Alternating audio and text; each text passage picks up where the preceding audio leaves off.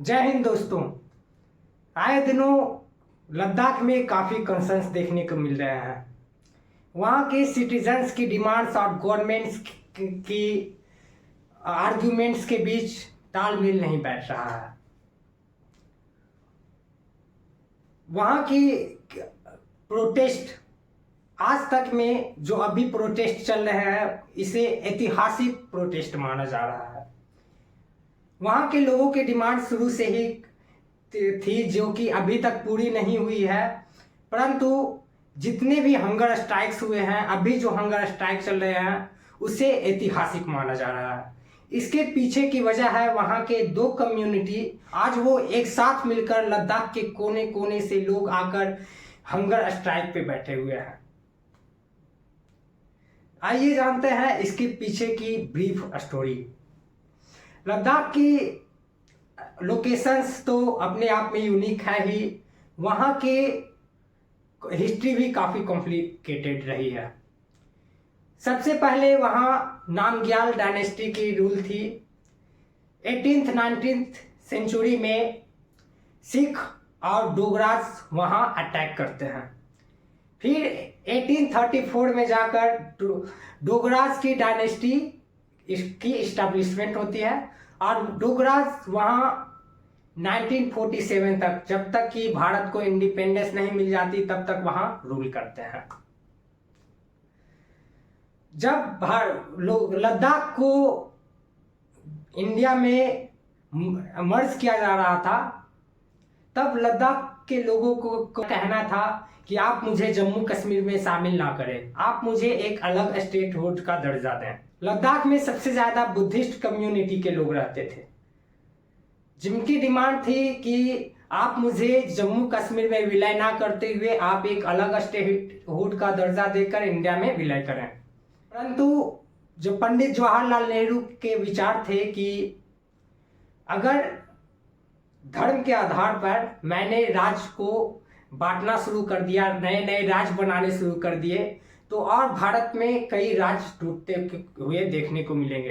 इसके कारण central government ने ये निर्णय लिया कि नहीं, धर्म के आधार पर कोई भी स्टेट इंडिया में नहीं बनाए जाएंगे। फाइनली वो जम्मू कश्मीर में विलय होकर भारत का एक यूनाइटेड टेरिटरी बन जाती है। धीरे धीरे लद्दाख के सिटीजन्स को उनके खिलाफ भेदभाव होने का रियलाइजेशन होता है। उन्हें लगता है कि उनके साथ भेदभाव किया जा रहा है। एग्जाम्पल के तौर पर देखा जाए तो 1951 से लेकर 1956 तक की बजट में जम्मू कश्मीर को 11.5 करोड़ रुपए एलोकेट किए गए थे। इस 11.5 करोड़ में लद्दाख को एक भी रुपये नहीं मिले। इससे लद्दाख के लोगों में काफ़ी आक्रोश पैदा हुआ। फिर से उन्होंने लद्दाख को एक यूनियन टेरिटरी स्टेटस देने की डिमांड गवर्नमेंट से करने लगी,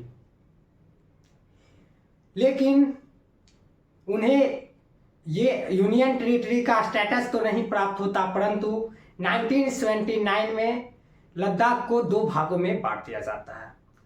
दो डिस्ट्रिक्ट बनाते हुए वहाँ एक डिस्ट्रिक्ट जो कि लेह, दूसरा डिस्ट्रिक्ट कारगिल को बनाया जाता है।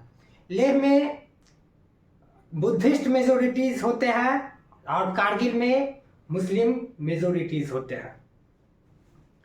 1989 में लद्दाख को शेड्यूल्ड ट्राइबल एरिया घोषित किया जाता है, जिसके तहत वहाँ के सिटीजन्स को रिजर्वेशन दी जाती है। पुनः 1995 में लद्दाख ऑटोनोमस हिल डेवलपमेंट काउंसिल एक्ट पारित किया जाता है, जिसके तहत लद्दाख के दोनों डिस्ट्रिक्ट के सिटीजन्स को, लेह और कारगिल के सिटीजन्स को लोकल काउंसिल सिलेक्ट करने की परमिशन दी जाती है। फिर भी उन्हें लद्दाख के लोगों को लगता है कि उनके मुंह में लॉलीपॉप दे दिया गया है, उन्हें उससे उतने बेनिफिट नज़र नहीं आते। फिर से उन्होंने यूटी की डिमांड शुरू कर दी। तब जाकर अगस्त 2019 में आर्टिकल 370 का रिवोकेशन होता है।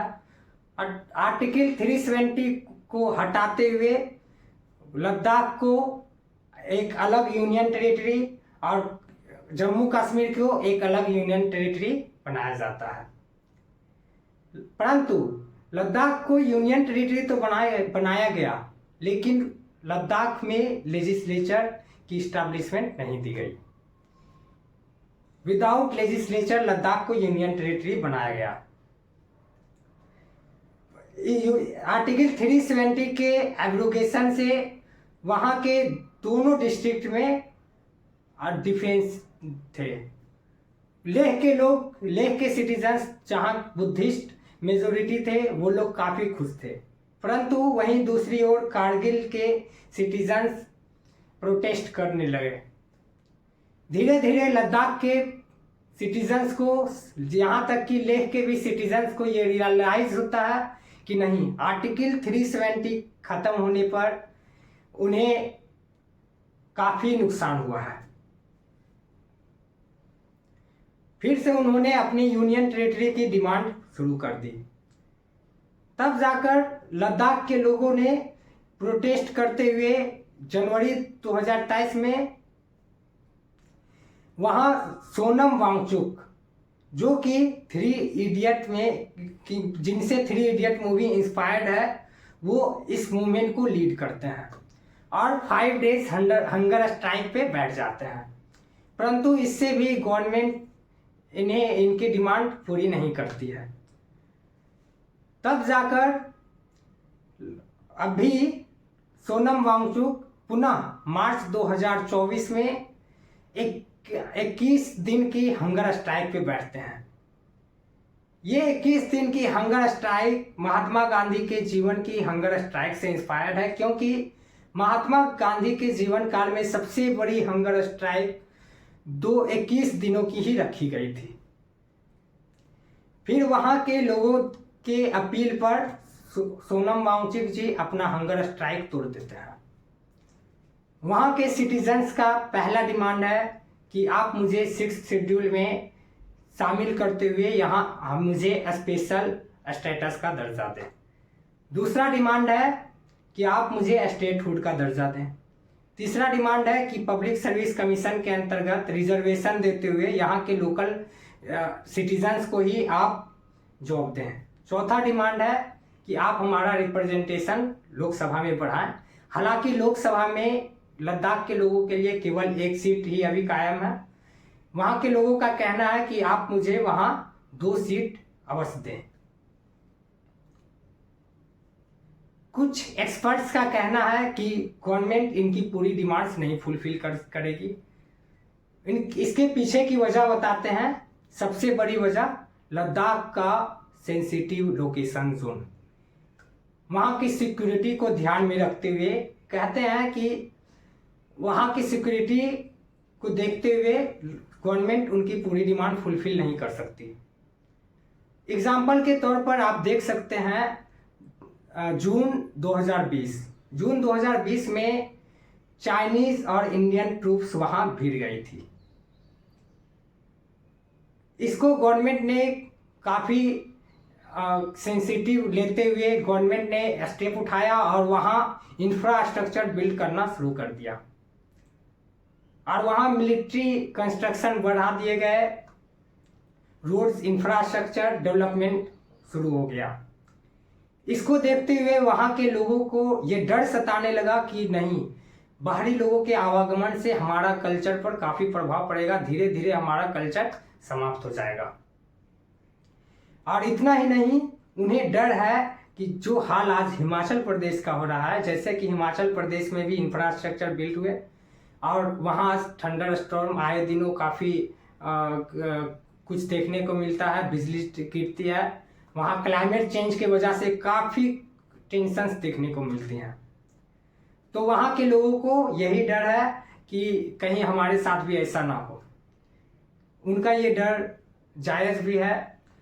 आप कमेंट्स में ये ज़रूर बताएं कि गवर्नमेंट को क्या स्टेप उठाना चाहिए, क्या करना चाहिए।